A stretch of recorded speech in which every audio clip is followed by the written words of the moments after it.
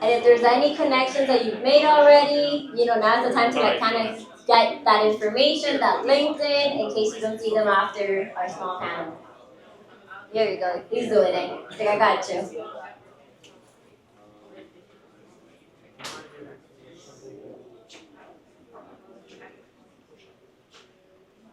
Okay. So I normally ask like whose first time is here, but I'm here every week and I know like more than half of the room is their first time here. So welcome to Tech Tuesdays, everyone. We are here every Tuesday and we are powered by the source. For those of you that don't know what Tech Tuesday is about, we are a community that brings together individuals from all walk of tech. Whether you are non-technical trying to transition into tech, or you're already in tech and you want to further your career, this is the place to be. We have individuals that are founders, we have individuals that are coders, and we even have investors in the room. And this is a place where we say opportunities happen here. Why? Because you might be a founder that could be looking for your next developer and you find them here. You might be an investor who finds your next startup to fund. So this is a place where we bring all kinds of, you can see the room is very diverse, and I just don't mean that by the way that we look, but also in the careers that we're all part of. So that's Tech Tuesday.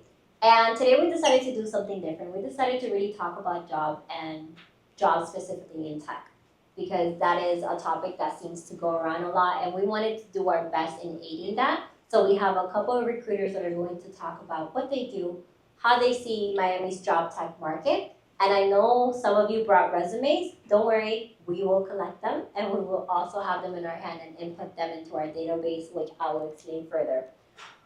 So that is the gist of Tech Tuesdays. I do want to mention two other companies. We are powered by the Source, and the Source is really focused on helping entrepreneurs and small businesses get ahead. So the way that we do that is that we do that through mentoring. We do that through go-to-market strategies and funding. And depending on where you are on your founder journey, we aid you with that. So you might be a founder that's just coming from ideation, and we might help you develop that prototype. Or you might be a founder that's just ready to get that funding, and we'll help you get there. And the last thing that we have is that we have a Tech Knowledge, which is our nonprofit. And I like to call it like our first step into tech. So if you really want to join tech and you're not sure how to even start, we say go to Tech Knowledge, because we are offering a free sales tech course that will get you certified and will give you that first push to enter into tech. That doesn't necessarily mean that you have to stay in tech sales. But hey, that is your first foot in the door into a tech company. And then from there on, the opportunities are limitless. So that's my whole little spiel. If you come every week, you see me or Stefan do it. But now, without further ado, I know that you guys are here to listen about what is happening in regards to tech jobs. And we have someone very special from MiamiEdTech Works, which is Carlos Vasquez. He's going to come on here, not only share about his experience, but also what his company does, and he is also the founder of Ghost Route. Thank you very much. There's some chairs here, I don't know why, but you just take it off. Take both? Yeah, you can take both. Am I clipping this on? Yes. All right. Hey, everyone. How y'all doing tonight? Everybody's standing over here. I'm feeling like, let me see if I can position there we go. I think this is a better position. It's incredible to be here. Thanks, Hillman. Thanks to Squad for the invitation. Seeing some familiar faces. And yeah, it's a Tuesday, and y'all here. We get some info, do some networking. I was having some good conversations as I arrived. I'm a little bit, today my organization, MiamiEdTech, primarily focused on supporting school districts with bringing computer science and STEM into the classroom. So that theory of change is tied to helping teachers become better equipped to support our students. Because if you really think about the workforce, right, it's a wide spectrum from when you're born in your home and what you learn, the values that are cultivated, and you go to school, you start to get the inputs from school, work your way to elementary, middle, however you decide to take that path from there. But workforce, at least for us, is that entire continuum. And so over the last approaching 20 years now, I've been able to see the workforce space through that entire continuum. So I started off, first of all, I graduated with a degree in computer science from Fordham University. I'm from New York. I'm from the Bronx, born and raised. And there was a time, I guess no one's from New York, that's okay. That's cool, that was a long time ago. Hey, I figured, I was like, wait, they're not here? Okay. BX, baby. But I came to Miami like 12 years ago. I'll share a little bit about that story. Because I've been able to see the transformation, kind of witness it firsthand. But, I was told, my mom, who was a teenage parent when she had me, her vision was that I would keep collecting degrees, right? Because that's what she knew. That's what she thought was a ticket. And I kind of blindly followed. I said, okay, I guess that's the way to do it. Get to college, don't know how to advocate, how to get grants properly, end up in debt, even though it was like top of my class, baseball captain. And unfortunately, at the time, I kind of resented my mom for some of those things. I saw some of my peers who had like parents that were giving them advice and telling them how to navigate. And I remember at the time feeling resentment. And it's funny because fast forward now, this story is a story from a strength perspective. Bless my mother for doing everything she could, the best to her ability, and I'm sure a lot of us can relate in terms of parents. But there was a time when my mom dropped me off in school and really had no more input for me from that day forward as to how I can navigate my career. And that's super powerful for me because it's something that I think, and when I started my nonprofit, the idea was that teachers have such an influence. How many of y'all could remember the teacher that had the biggest impact on your life? Raise your hand if you're thinking about someone right now. How incredible is that? And for how many of you, raise your hand, keep your hand up, I guess, if that's an elementary school teacher, I'm curious. Middle school? College? So the majority were elementary school teachers. Can you believe that? The impact that elementary, and I'm thinking K6, maybe K8. Isn't that crazy? Like the influence that, it was my third grade teacher, Miss Williams, who had that influence on me. I wanted to be an oceanographer. I'd never been to the beach. I was in third grade. She brought a starfish to school, and I was like, oh my God, these things are in the ocean? And from that moment on, I was obsessed with wanting to do it. Can you imagine the type of influence someone can have on you that can like help you think about the rest of your life just by showing you something, exposing you to something? And that never changes. I'm gonna tell you that. How many times have we met people who have inspired you, who have shared something, who have given you planted a seed that you just kind of take in and imagine what the possibilities are. Anyhow, I'm choosing this path because today I spent it with 30 teachers who teach K-8 here in Miami Dade. And that was the message I delivered to them. I said, do y'all know how special the opportunity you have? Because I don't know if those of you have seen a TED Talk about the impact of school on imagination. If you haven't, you should check it out, how school takes away and, you go from an environment where you have as a young person, you tend to have no limit on your imagination. You go into space. You're going to be an oceanographer. You go, swim with starfish. And then as we get older, that channel starts to get smaller and smaller, right? And sometimes you end up in a pathway that you don't even know how you got there. What decisions did I make to get here? And for me, that was really powerful. So when I graduated with a CS degree, I could not find a job. I had a CS degree from Fordham University in New York City, and I couldn't find a job. And I had rent to pay because I made the brilliant decision of even though I'm from the Bronx, I wasn't going to live home. There was no more room for me. So I had to live in the dorm.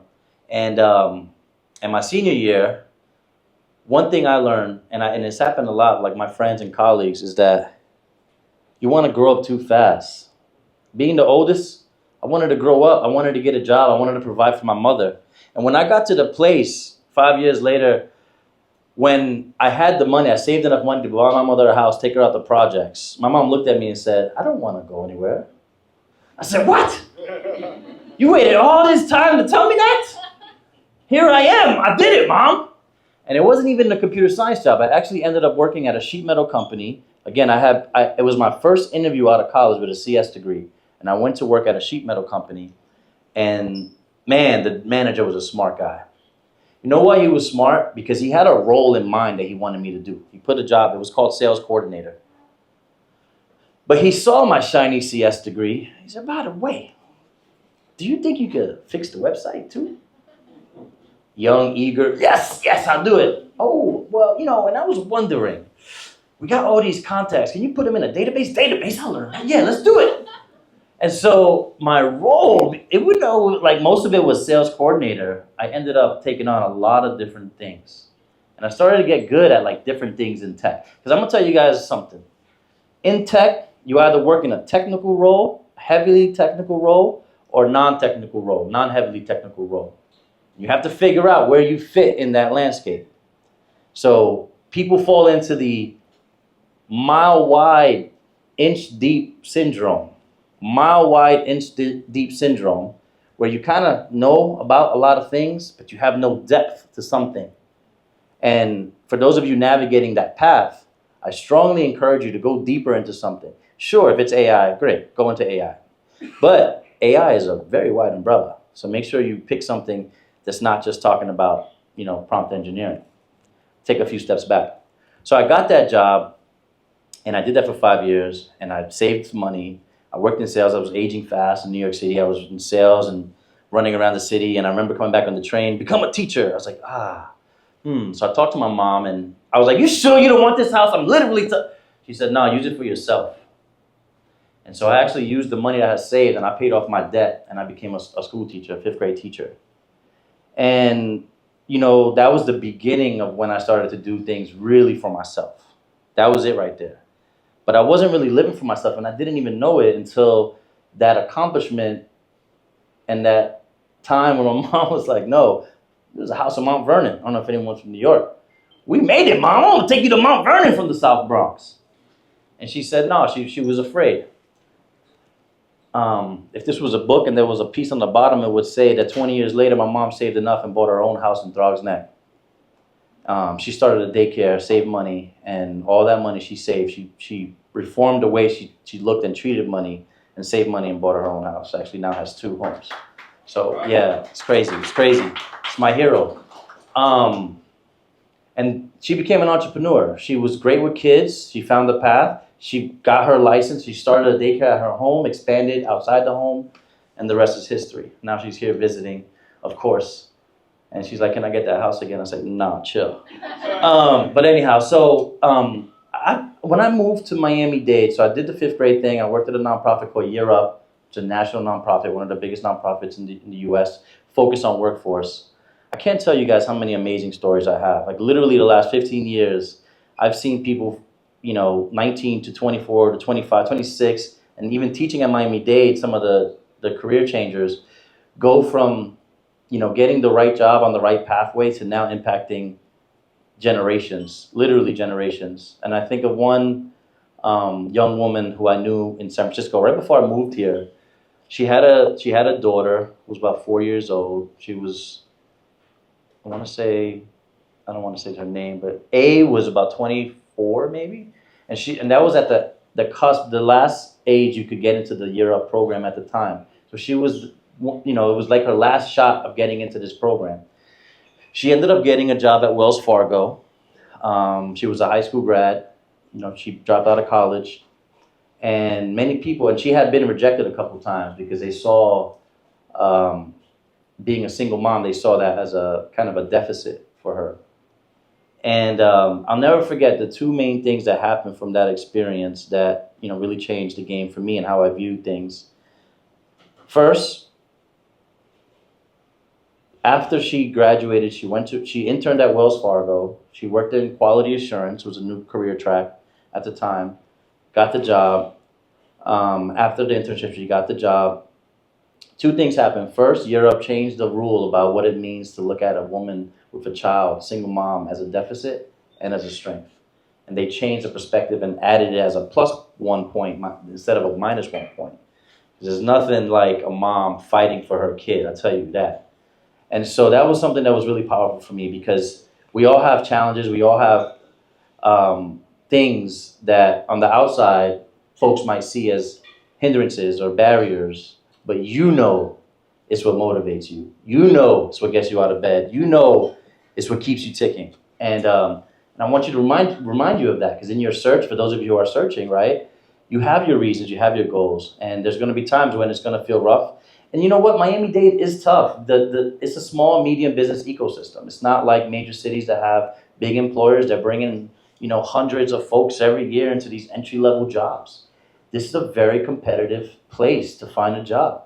And so that was one thing that changed. The second thing that changed is Wells Fargo as a company changed the requirement, no longer saying that a college degree was required to get a job at Wells Fargo.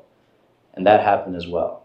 And so those are two powerful things, you know, as what I've seen in the landscape here in Miami-Dade since moving here like 2012. Man, and so anyway, I didn't share this part. She now runs like a whole QA department, which is crazy. Daughter's in high school and I'm getting old, but that's another story. But, you know, when I think about some of the folks who have had those stories and some of the commonalities in that, they're hungry. You don't have to be loud. You have to be consistent. You have to go deeper. We talk a lot about, you know, ChatGPT and prompt engineering. You have to be your own life's prompt engineer. It's garbage in, garbage out. The more you put in, the better you put in, the better you get out. If you're going to go on a job interview, and this is what I do, I've now hired, you know, I'm not going to say hundreds, you know, like some, but I've hired probably close to 50, 60, 70 people. I've been a part of that process. And one of the first telltale signs of someone is when you ask them, what did you learn about the company? Oh, no, I didn't get a chance to read about it. I'm sorry. You're in control of that. Do the most you can. You have to read about the company. You have to go to their blog. You have to know the biggest pain point that company has. You don't show up waiting to hear. You show up to share. And I'm going to say that because I see that a lot here. I've seen it where people show up to an interview and they just don't know much about the company. If you don't know how that company makes money and what they think about the bottom line, because let me tell you, every business owners here, raise your hand, we're thinking about the bottom line and how you're going to contribute to the bottom line. It's great, you know, ChatGPT is great, you know, Canva. How is that going to get to the bottom line? Because it might not be a direct bottom line, but there's something that you do that has to get close to impacting that. And the way you show that is when you show up and you know about the business, that person's going to know this person means business. If you're there and you looked at the website, you looked at their LinkedIn, you connected with them, you shot them with a note, you let them know you're excited about being there. There's so much you could do before you show up there that is so powerful. And that first impression, do you know, this has probably been asked before, do you know how long it takes to make a real first impression when you meet someone? See, I've heard this a lot. 7 seconds. And it's exactly right. But it's even in the behaviors. It's in the way you respond to an email. It's you showing up 15 minutes early and not 15 minutes late. All those things build your personal brand. So when you get a job and you want to keep a job, you got to think about that. I just hired someone, had to pull her aside and say, hey, what do you want your brand to be at this company? Because you're showing up 15 minutes late 75% of the times. If you showed up 15 minutes early 75% of the times, do you know how dramatically different your brand would be? And so these are the small things. Like I can talk about how to find a job. I can tell you places to search, which I'm going to share with the team, a specific website that we've just launched where their jobs are sitting there. But, you know, a lot of times it's these small things if you're looking for something, right? So if you find a post and, you know, you do your research, you do your homework, and you do your outreach. I just had someone reach out to me who had applied for a job, who reached out through someone that was a mutual person, and basically she earned a guaranteed interview because she leveraged the network to get the conversation. Gotta be proactive. Gotta be proactive. If you're hungry, you gotta show it. I don't mean you go knock on the door. Hey, anybody? Hey, you there? Anybody home? But you have to get close to that feeling because you want the employer to feel that you are eager, that you want something. Again, that's just the search phase, the getting to the door phase. Because of the way the economy is set up right now, and the former president of Argentina said this a couple of years ago, he said, the future of work is a race between education and technology. The future of work is a race between education and technology. Who's winning the race right now? Damn right, technology is. And education, I'm trying to give it a fighting chance with what we're doing with teachers. But there's never been a better time to learn things for free. Unfortunately, MOOCs, massive online open courses, what do you think the completion rate is of a MOOC? of a freak online course. You might want to look it up, like the completion rate. Somebody said something, the close number. Huh? 23%. Is it 23%? Last I checked, it was closer probably to like 12%. So what does that tell you? People start things, you want to consume things, but you don't have the consistency to finish. You got to get to 100%. You don't start something and get to 30%. Why? What does that say about you? Unless you really don't like it, yes, please stop.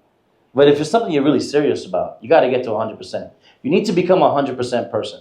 You show up 100%, you give it 100%. Some people might say 110%, that's like too spiritual and stuff. I'm gonna be a little more realistic. Let's be 100%. It's basically meeting the expectation. And so the future of work is a race between education and technology.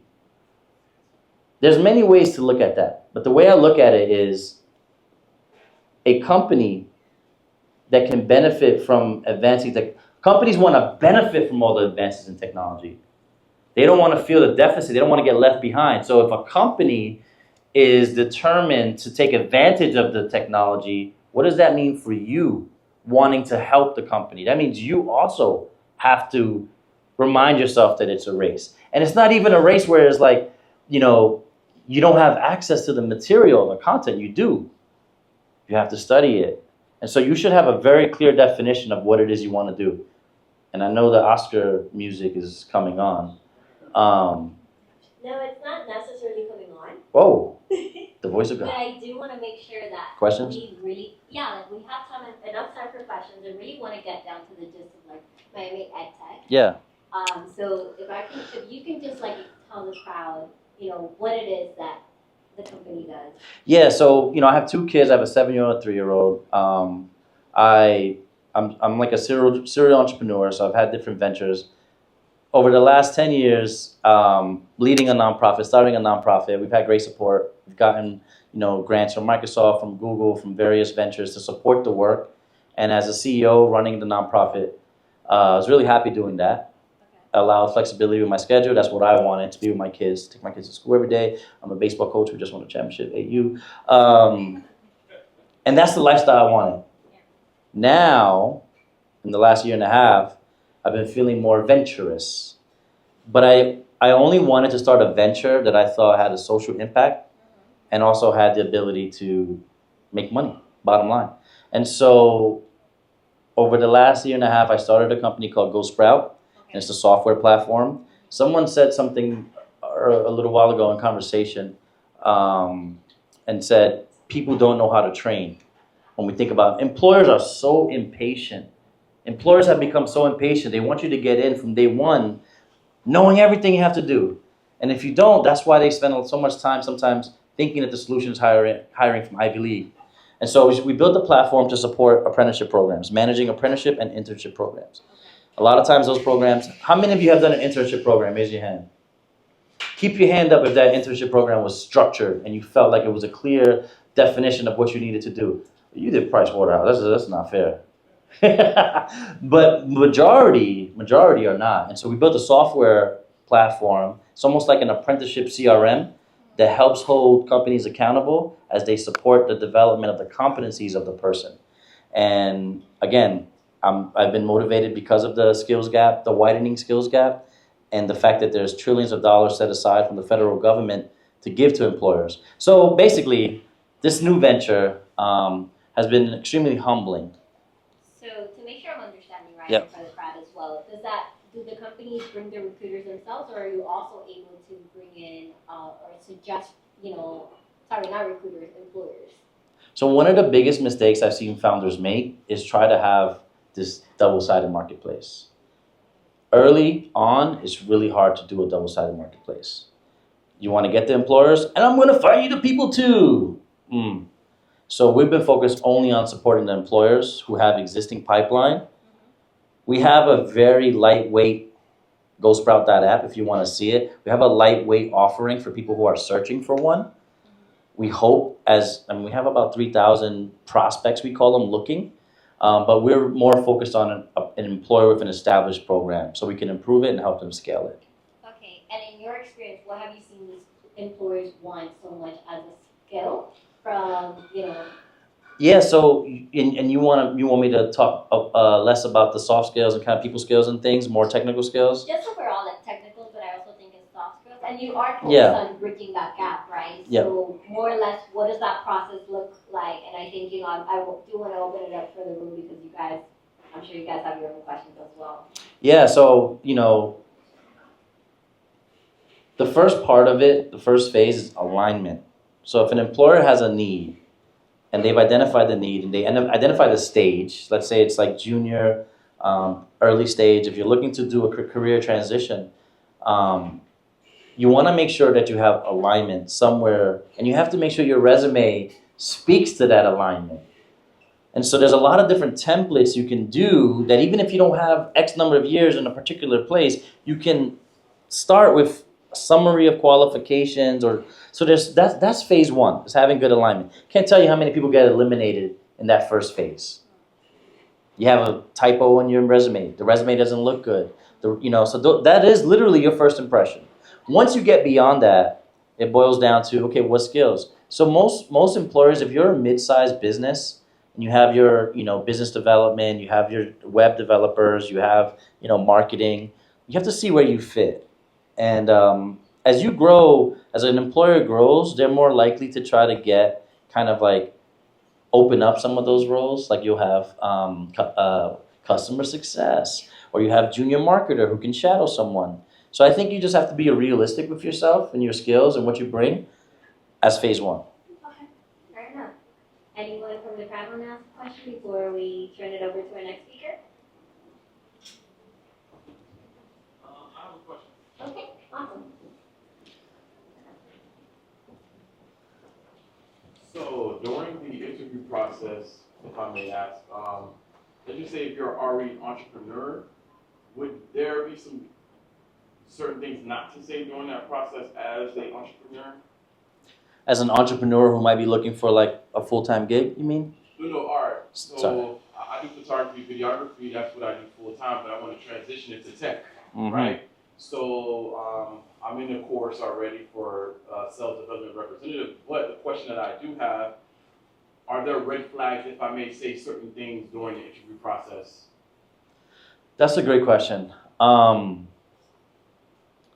I would say less is more, but at the same time, if you are trying to do a career transition, you are going to need to overemphasize that fit, right? So I think being mindful of how you say you spend all your time could be something. And for entrepreneurs who are making a change, like that's difficult. Like I remember trying to get into full time after just having like run some businesses, and I had trouble with that too. And so it's like you want to figure out where you land. So in tech, what in tech would you like to do?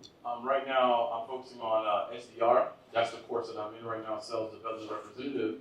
And I've been watching some content, and they said utilize your transferable skills. Yeah. Right? So I'm like, okay, I work with millionaires and different people in this large environments, but sometimes I think I'm like, all right, would I say something that may hurt me during the interview process, or will it be beneficial? So I just... No, I mean, you just captured exactly what you could lead with in that resume if you're looking to transition to SDR. You sold to millionaires, so like you want to include numbers. If you're applying for a sales role, you want to make it clear that you've had those conversations. I would suggest also adding other elements to that because you're going to need to log and record transactions and things you do. So you have to have good questions. And in your place, you want to ask questions that are like specific to like, what do they do day to day? How do they log what they do? What are the goals? I would recommend learning some type of CRM, HubSpot, inbound certifications. Like I feel like those things help because if you have the personality and you have the experience selling at those high numbers, and now you have that tech stack that helps you log and keep track of it, that's a full package right there. All right, thank you very much. Thank you. And just before we let you go, I know this. You did mention that you have a job board available, so can you tell us a little bit about that and where we can all find it? Yeah, for sure. So last year, we signed an agreement with Miami-Dade County, and we launched a site called Workforce.Miami. And so if you all go to Workforce.Miami, we created a job board that primarily focuses on some of the big employers here, so the county, airport, the port. We're creating an alliance of employers, and they're all posting those jobs on our site. So our plan is to try to have real jobs, average around 500 per month. I think right now we have to upload a recent database, but those are real jobs that are county jobs, that are big employer jobs.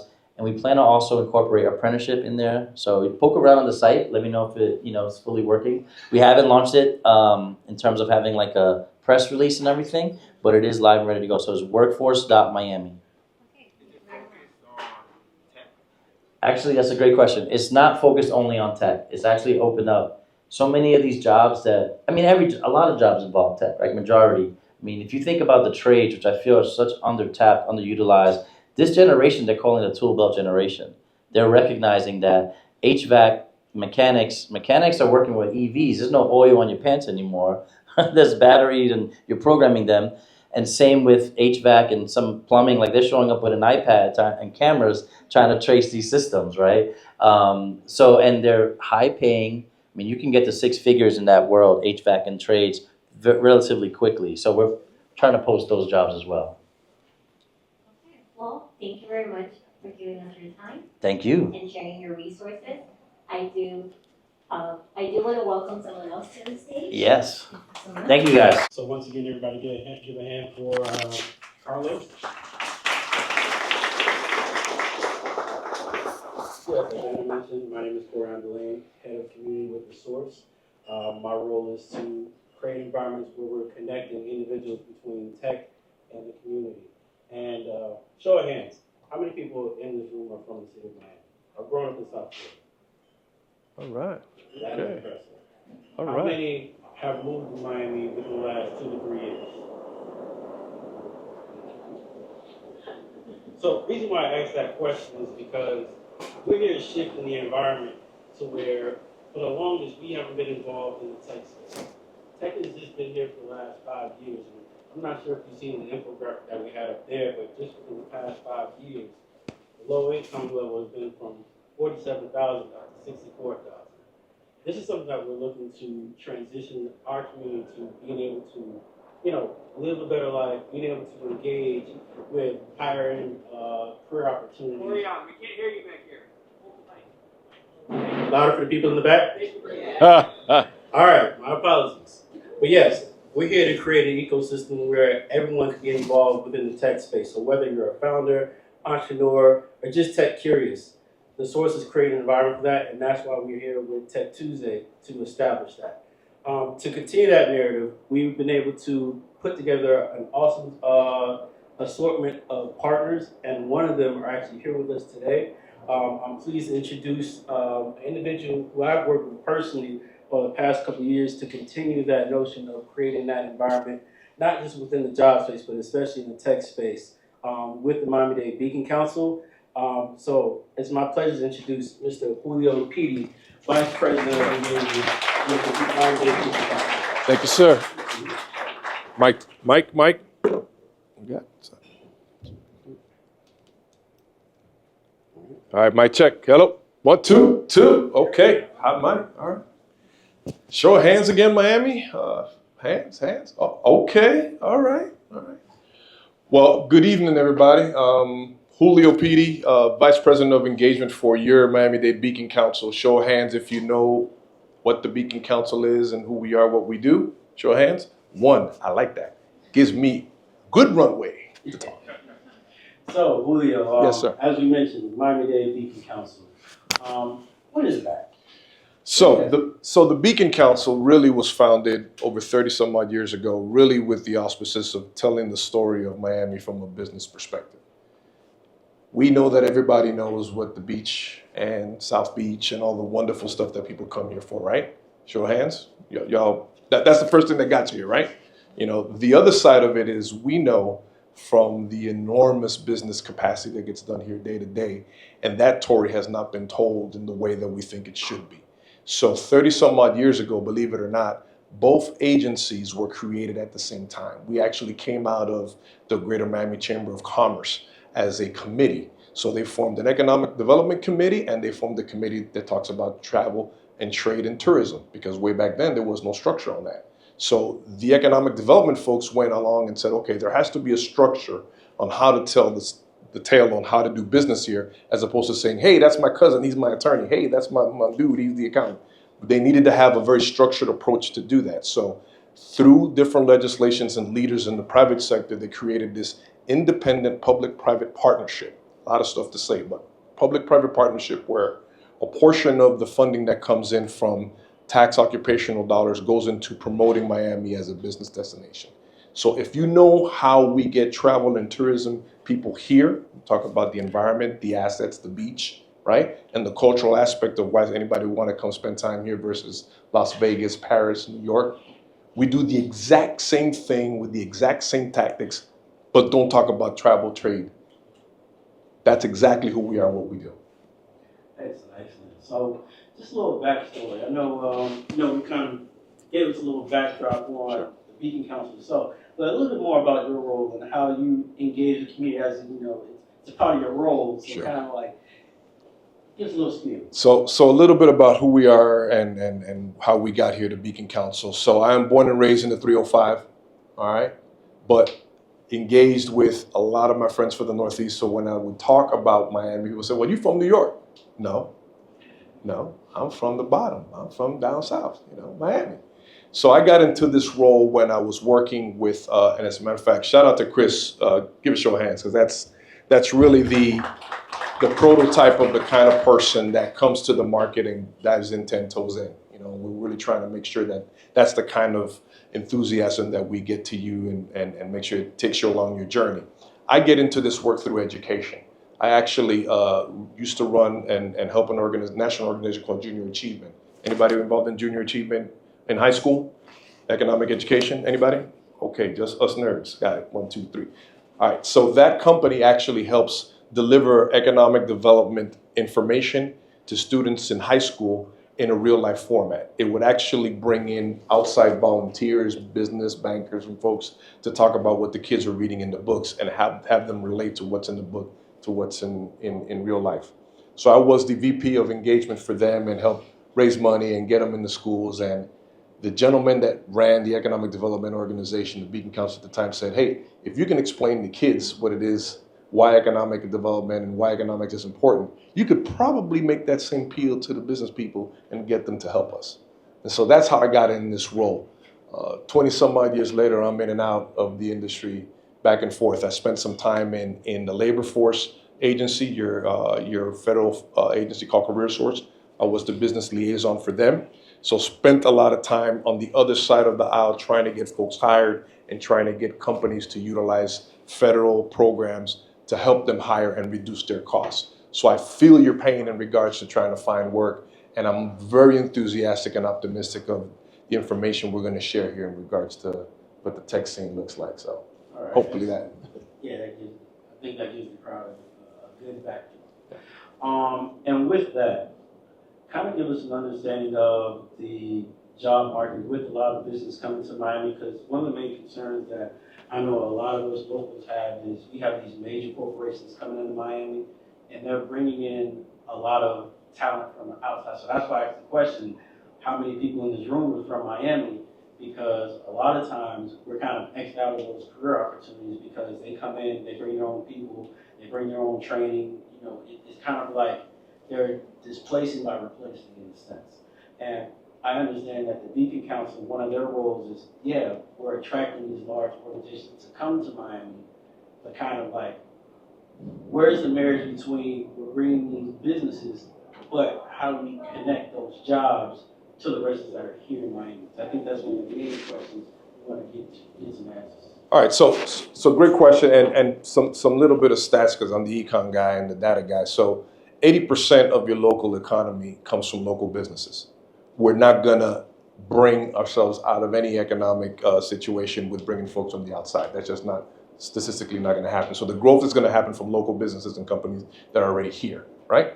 So that's number one, check the box there. So if you're local and you're here and you have a strong affinity, you already have a home field advantage as it comes to that. Anybody that comes in from the Northeast, Southwest, wherever, and to claim that they're gonna run the table on all things here in Miami, sorely it's not the case. They're going to need local talent and local information for success. I mean, you scan the room, you see how beautiful, diverse this is, right? You know, Black, Cuban, Chinese. You know, I want to hear some other kind of cross cultures. Where my Haitians at? Huh? Right? There you go, right? Where my Bahamians at? Los venezolanos, ¿dónde están? Los puertorriqueños, ¿dónde están? Costarricense, panameño, right? This is what Miami brings to the table, all right? And if we're not, you know, for a long time, thank you. For a long time, folks in Miami were afraid to do this. We have to lead with this. Your diversity and your cross-cultural and your success is what makes you above and beyond the competition, looking for that one job, starting your company, approaching it from a whole different manner. I guarantee you this. That is what we're going to try to do from an agency perspective when we're trying to highlight the fact that your business will grow faster here than anywhere else in the world. We were just successful enough to bring the largest financial institution from Paris here, BNP Paribas. BNP Paribas could have gone anywhere else in the world outside of Paris. They chose Miami. Why? Say it again. Where my Haitians at? Where my Bahamians at? All right? It's because of that untapped market that happens to be that close to the U.S. Not in the U.S., but very close to the U.S. That's a very comforting factor from an international perspective. All right? So your job market outlook is exactly that. More international, more multinational companies and companies that are here located in Miami and grow here are going to be your first line of opportunity because they're the ones most comfortable dealing with folks that don't look like everybody else. Put that in your box and go with it because that's really going to give you the comparative advantage, especially in anything tech, in anything in other industries, is that culture. So back to the point.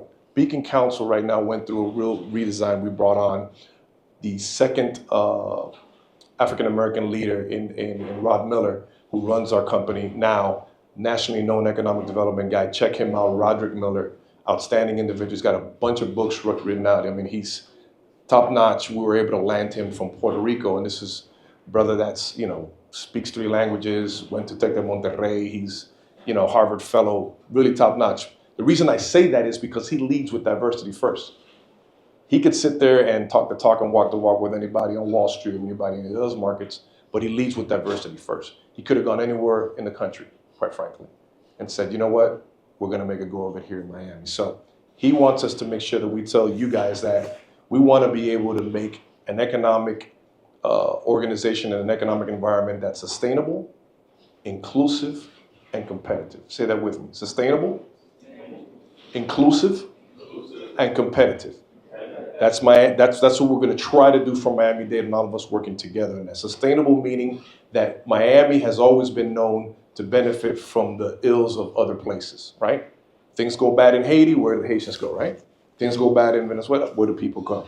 Miami, right? That's not a sustainable economic development strategy. So we got to try to level that off. And there's lots of things that we can do in regards to that. So one thing is to try to drive a sustainable economy. Inclusive, exactly the subject that's at hand right now. We want to make sure that everybody that can work is able to get a job. Doesn't matter what color, doesn't matter if you're a veteran, doesn't matter if you're a single mom, doesn't matter if you're disabled. That's one of the things that's going to drive us there. So we're looking at strategies and working with companies and organizations like Team Source to be able to fill that gap in inclusiveness, right?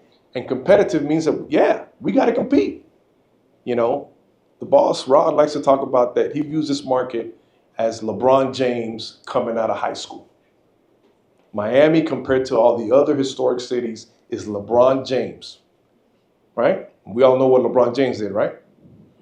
That's exactly what Miami-Dade is looking like compared to these other markets like New York, Chicago, LA, San Francisco. Can we beat them 300-year-old markets and we're about 100 and change? Yeah, but there's some things we got to learn, right? There's some things we got to get under our belt. That's everything from infrastructure. That's everything from being smarter. That's everything from putting ourselves in the best position to win, right? So those are some of the things that we're going to try and work on in regards to being sustainable, inclusive, and what's the last one? Competitive. That's on y'all too. That's not just on us, because we can bring them here and talk about how great the labor force is, But if no one's doing what some of the stuff that Chris was talking about, making sure your res is tight, making sure that you guys are, your own promoters of your own brand and doing that stuff, we can only do so much, right? So that's on y'all too when we talk about competitive. Yes, sir. No, I was just curious. When I look at Silicon Valley and what's going on down there, how do you guys intend to compete? I do believe it's going to be successful, but how do you compete with an area like that? So Silicon Valley, I can bring you one of my board members that was, for example, speaking on the subject, Leverex. Leverex, very high successful company from Silicon Valley. That gentleman is from Eastern Europe. He told us that Miami Dade is one of the most incredible cities to actually make connections, high-level connections, and can do what Silicon Valley never did. And he was in that market for 30 years. That's not me saying that. Remember, when I say comes with a discount, I get paid to talk like this. He doesn't. And so that individual and others like him are seeing the same things. Now that's a competitive advantage. We're going to take advantage of that all day, every day. So we're not going to be Silicon Valley. We're certainly not going to be New York. That's even though it's a six borough and we got a lot of New Yorkers in the house. But that's not what they come here for either. Or else why would they leave? They're looking for something different. So we're going to look at a market like that and we're going to take advantage of some of the things that they weren't able to actually be successful. Remember, 150 compared to some of these others. They've been at this for a while, those markets.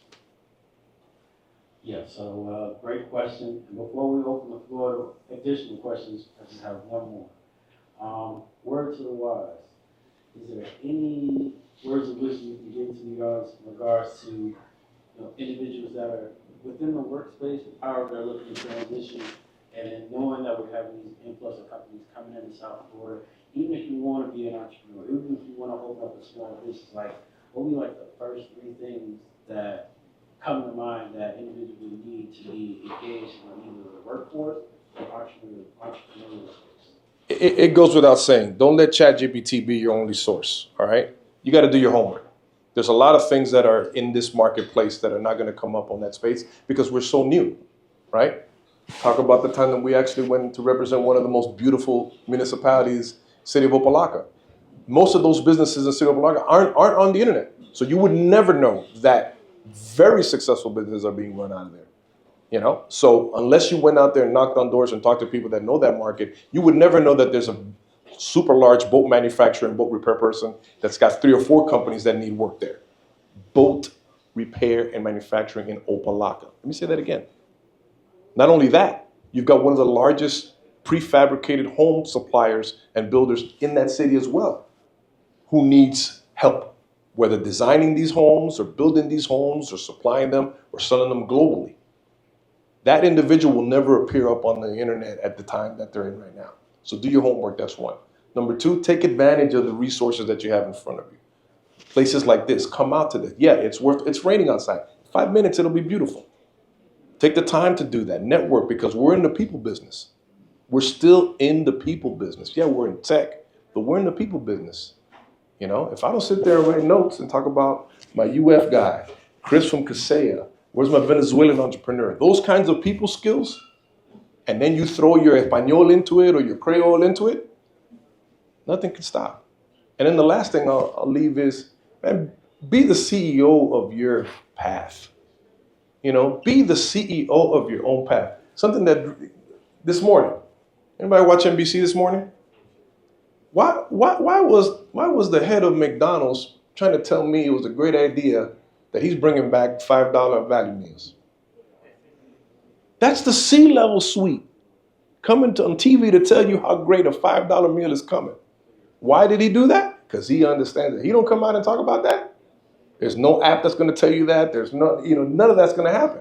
But he made it his business to come out and talk directly to the people, right? So be the CEO of your own path, your own career, your own. If you're the CEO and you're able to chop yourself down, look in the mirror and go, you know what, I wouldn't hire that person. Change that. Change that, because it comes out. Thank you, Julio. No, sir, my pleasure. Now, first of all, give Julio a round of applause. He's been dropping gems and jewels. So with that, if there's any other questions, we'd like to open the floor. Any questions to the audience? Yes, sir. My name is Richard LaFleur. Okay, Rich. You economics, right? Yes, sir. So my question is, the rising inflation and the change in the economy, how do you guys plan on keeping a sustainable culture in Miami in turn for the residents? It's a balance. We do our best to promote the assets. You should start with your assets, what you have. You know, got a jump shot, you target jump shot, be blocking all your assets. So we've got top-rated airport, top-rated seaport. So we lead with that, right? We do not go and compete against companies that are located in lower-end markets. Markets that are actually under what they're paying the employees. So you're not going to see us go after a company in Alabama. You're not going to see us do well, for a company that's in Texas. We're going to go after a company that's in Europe. We're going to go after a company that's in Chicago. The people pay a whole lot of money, and we can get them down here for right now, and it's still a bargain. So how do you, make things affordable? Make sure all you guys start being successful and making money so you can drive the price down and build capacity. That's how we're going to do it. There's no other way other than to do it in a free capitalist market. Yes, ma'am, in the back.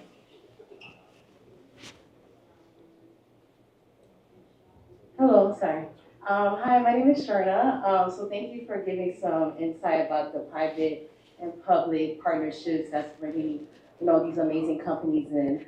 I know one of the examples you shared was where somebody mentioned Kaseya. Yes. And I know that one of the things that I believe they're originally headquartered in New York. Yes. And they decided to come to Miami to headquarter here. And I know one of the initiatives or incentives that was given to them was a tax credit if they hire X amount of people. Yes, by ma'am. X amount of time, that they would get X amount of dollars Yes. for stimulating the economy. Mhm. I want to know how you guys are going to keep those initiatives sustainable, because I know Kaseya recently had laid off about 200 account Yes, ma'am. managers. So, I think about these initiatives and these companies that are coming in. Yes, they're bringing jobs and they're, increasing our economy. But also, how are you making sure that they're accountable to the goals? And I don't know how these, partnerships work, but like when you hear something like that, like I know a number of people who moved to South Florida for that particular job, and then they got laid off or fired. Sure. And you think about people moving their livelihood, especially in this economy. Like, how do we make sure that yes, all these big businesses are coming and they're stimulating, yes, but look at our average Yes. low income amount now, Mhm. because we're bringing all these new tech companies. Look at what's happening in San Francisco right now. Mhm. It's because it's like a bubble because of the tech bust. Yes, a lot of money is brought in, but how do we keep it sustainable and keep these companies sustainable to keep these employees there too? So I would love to hear your insight about that and how we make sure that we keep them accountable for the headcounts that they're bringing in.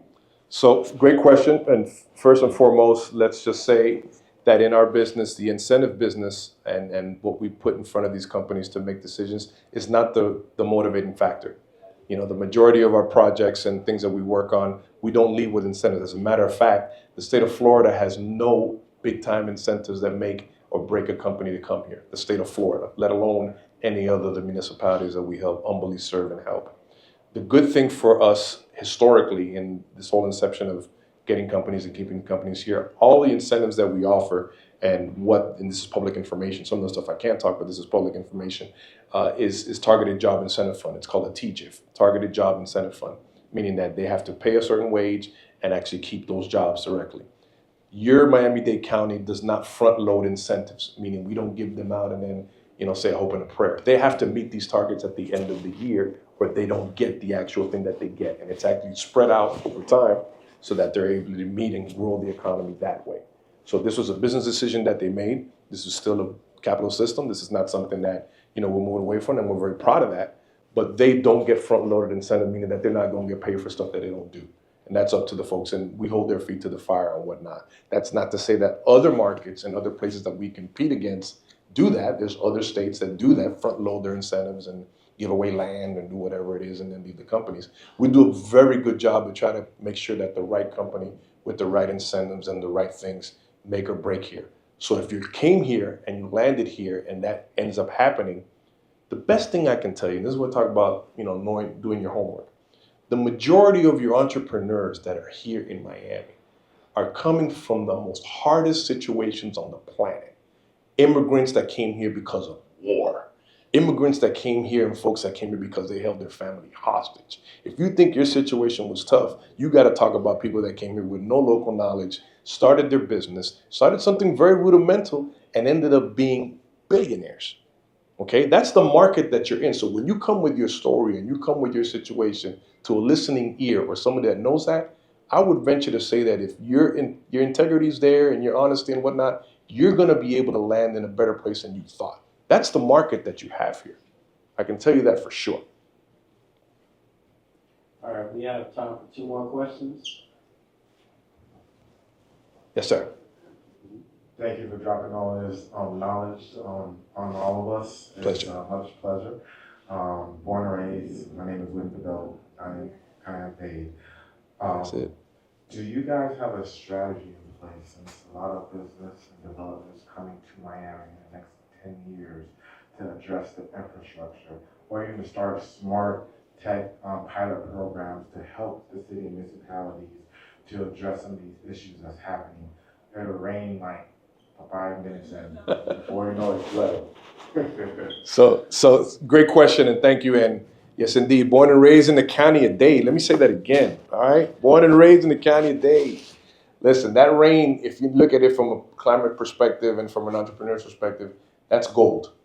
Because there's not going to be any other place in the United States that has to tackle climate initiatives first and foremost than us here that live here. So in order for, Mother Nature's gonna win. We're just gonna try to push it back and try to maintain. But it's up to the entrepreneurs here to kind of develop the business case and the business strategy on how to turn that into a money-making opportunity while helping the environment, right? You heard about the individuals that are involved in HVAC, right? Well, if you're in AC, you are also in solar. That's a transferable skill and a transferable thing. If you're an HVAC person now, you're gonna be in solar. You're a mechanic now doing anything auto, you're going to be in EV because that's what's going to happen. I bought my cheat sheet here to tell you a little bit about the climate thing. I put my glasses on, I put the old thing on. But I will tell you that recently, Miami Dade just won a federal grant for us. We were designated, just designated Climate Tech Hub, where the federal government is looking to incentivize companies that are actually involved in that space. So we were actually given a federal grant to develop and spin off companies and things of that nature to address climate change, things like flooding, things like that. Infrastructure is a high priority for us. A large percentage of our homes are still on septic, right? We got to move them, to that. It's a very expensive proposition, but we're looking for entrepreneurs to help us solve that. And what we do here will have ramifications in the rest of the United States. Trust on that, So that's a strategy. It is a strategy. We talk about sustainability, inclusive. Sustainable is part of that. If we can't sustain what we have going on, there's not going to be a Miami-Dade for us to kind of do that. So hopefully that answered a little bit.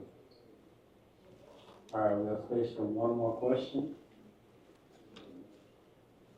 You take this?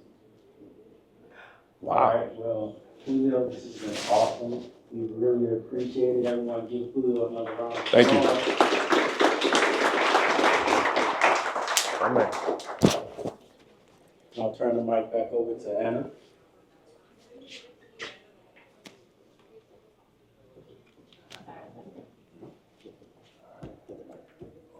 Thank you so much. All right, guys. We have one more person that is going to explain about the platform, but I do want to remind you guys, I know a lot of you guys brought your resume, and we are going to take those in. We're going to put them right there. We're going to give them to Stefan, who's going to be in that corner. We will be taking those resumes in and having them under our own database. I want to remind you guys that everything we've spoken about today, it's in our WhatsApp group. In this same group, we are posting weekly job posts on there. And on top of all that, we have created a new database form where you guys can just give us very quick information about who you are and the kind of job that you are looking for and your skill set. That is also going to go into the loop, and I have it directly on my phone as well, so you can come in and scan that. The reason why it's important for us to have that information is because we had a lot of recruiters that were not able to make it to today, whether it was because of the rain or because of traffic. But we know who they are, and if we have your info, we can connect you directly to them. Without further ado, I do want to bring Andrew right on stage here. He is a co-founder of Drafted, which is a platform that is meant to help you guys do better on your resumes and job interviews. And there's one. So Andrew, can you please tell us a little bit? And Rodrigo, oh, he was outside. Just tell us a little bit about your platform and what you guys made it for. Yes. So is this on? It should be. It is not. Hi guys. It is now. Okay. So we're the co-founders of Drafted. We want to just tell us a little story. So in the hiring market, there's really two pieces of the puzzle. There's the hiring side, the employers, and then there's the job seeker side. In our opinion, the entry-level talent is being neglected the most by all of the hiring platforms at the moment. So that's where we come in. We wanted to create a platform where you just create one job application and it gets sent to all the employers on our platform. Our employers are all startups. Startups are really hard to get applicants to your roles. You don't have the brand recognition of a Goldman or a Google, so it's very tough to compete with 1,200 applications for every opening versus just vetting 20 people. So it's a very different market on both sides. So we're helping the startups. You can go in and you can filter by university, what you studied in university, your graduation year, and then you can find the exact hire instead of waiting on your personal network or waiting for, an investor update where someone connects you with a friend of a friend. You can go out and find the right person that's going to set your team on fire. So that's what we want to help startups with. And then on the seeker side, a lot of students are waiting until they graduate from university to even look for a job. And we think that's a huge issue because it takes 6 to 9 months post-graduation for the average graduate to even land a role. So that's really painful. And as one of the speakers was mentioning, you have to go knock on doors and tell them why you want to work at their company, but it's the 200th place that you've applied to. So that passion is already diminished. So there's a problem on both sides, and that's what we're trying to solve. We have this marketplace approach where you do the one profile that goes to many. You want to basically say that it's like the NFL draft. All the companies are competing for the top talent. You have anything to add? Yeah, and I think someone touched on this before. I think another reason why we strongly believe Drafted is special and that it can bring something to the table is that you're able to leverage your unique story, your background, who you truly are, and make that into an edge or a strength. Because what me and Andrew believe and why we started all of this is that we think that there's so much beyond a simple piece of paper, a PDF. Sometimes it's just one page. There's so much more to a candidate than that. And yeah, so far the feedback from the recruiters has been great.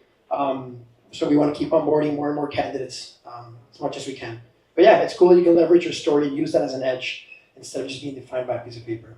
So yeah, I think that applies here a lot. So excited to share with you guys, reach out. And yeah, the handle or the website is joindrafted.com. Thank you. Thank you, everyone. Gracias. Thank you guys. So you heard it there, joindrafted.com. They have QR codes available as well. Thank you. You can go talk to them. They'll be here for a couple more hours, minutes, however long we have left. And there's also just little postcards around the table. So joindrafted.com.